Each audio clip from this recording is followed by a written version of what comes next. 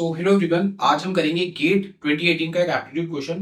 Lengthy explanation है, थोड़ा ध्यान से पढ़ना और समझना इसको। एक बार क्वेश्चन खुद पढ़ लो। हम करेंगे वेन डायग्राम की मदद से इसे solve.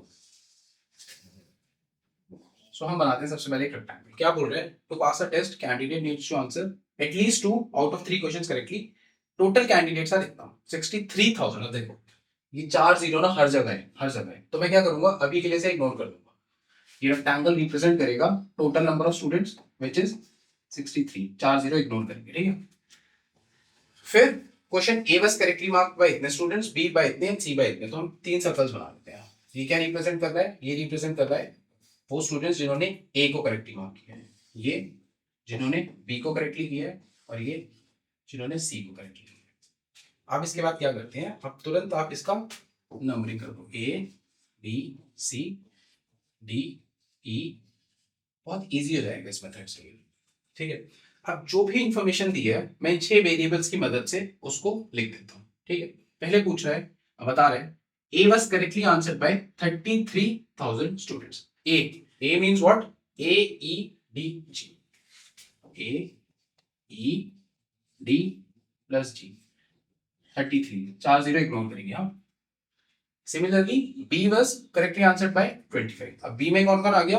B E G F, B E G and F by 25। 4 zero ignore.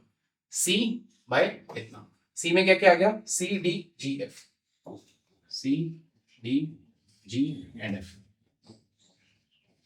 ठीक है। इसके बाद क्या बोल रहे हैं? Next information, A and B were answered correctly by 1 lakh students. अब देखो बी और ए और बी में कॉमन क्या है? ए बी में क्या कॉमन है? ई और जी। समझ रहे हो कितना इजी हो जाएगा? ये ए और बी में क्या पार्ट कॉमन है? ई और जी। तो फिर क्या बोला उसने? ई प्लस जी। 4 जीरो इग्नोर। इसी तरीके से बी और सी कितने लोगों ने किया है? 90,000। बी सी में क्या कॉमन है? बी सी में जी और F, G plus F, G plus F. Similarly A C में D plus G, D plus G. कितने लोगों ने किया है? 8। Alright, last piece of information क्या है? Number of students answering all questions correctly. Number of students who have answered all the questions correctly. इस diagram के हिसाब से कौन है वो है जी। जी जिन्होंने तीनों अटेम्प्ट किया है करेक्टली, ठीक है। So G is equal to is same as the number of students answering none, जिन्होंने एक भी अटेम्प्ट नहीं किया। अब देखो ये रेक्टेंगल अगर टोटल स्टूडेंट्स को बताता है, और ये सर्कल्स क्या बता रहे हैं? वो बच्चे जिन्होंने एक से ज्यादा अटेम्प्ट किया है, वो बच्चे जिन्होंने कुछ भी अटेम्प्ट नहीं किया। ये वाला स्पेस होगा, डेफिनेटली होगा। कैसे रिप्रेजेंट करेंगे इसको? टोटल में से माइनस कर देंगे A plus B plus C plus D plus plus, ठीक है, ए जी ई एन एफ। और अब क्या करेंगे? अब आपके पास कुछ सेट्स ऑफ इक्वेशंस आ गए हैं जिसकी मदद से जो भी पूछा है वो निकाला जा सकता है, ठीक है। सबसे पहले क्या करते हैं, इन तीनों को ऐड करते हैं, इन तीनों इक्वेशन। अभी समझ में आएगा कि इन तीनों, तो it will give me a plus b plus c plus a plus b plus c plus edg plus egf plus dgf। Alright, right side में क्या आएगा? इन तीनों को ऐड करेंगे, 5 6 11 11 3 14 3 4 5 84।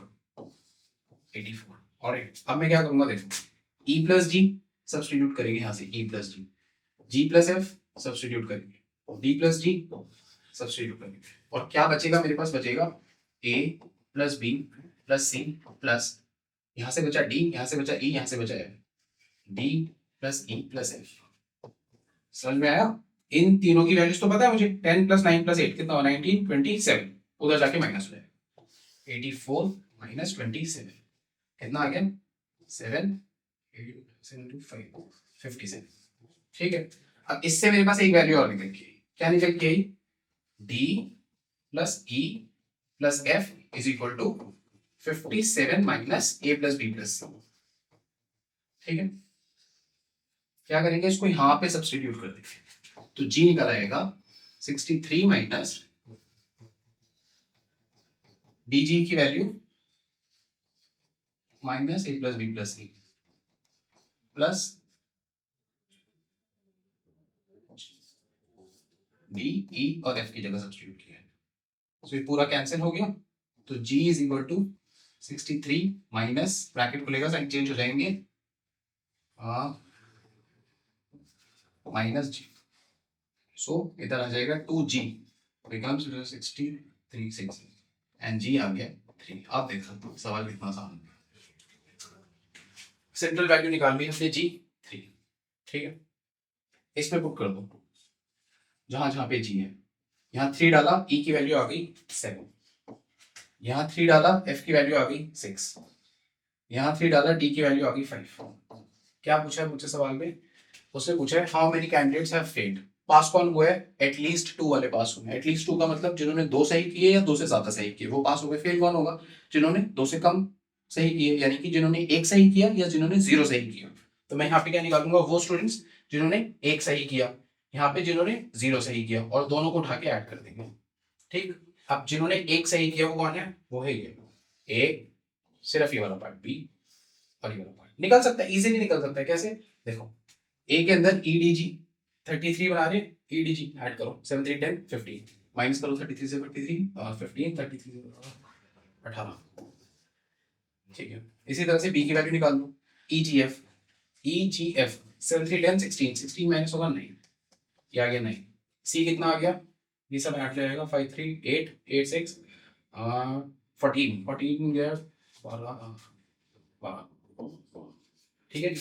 तो 1 correct, A plus B plus C comes out to be 18 plus 12 30 plus 9 33, और जिन्होंने 0 correct किए वो है G, only G. Remember, students who have answered all the question correctly same as the number of students answered null, और एक ये था 3, तो इन दोनों को बैक कर देंगे, सो करेक्ट आंसर आ जाएगा 40, और साथ में आप चाहो तो 4 0 लगा सकते हो।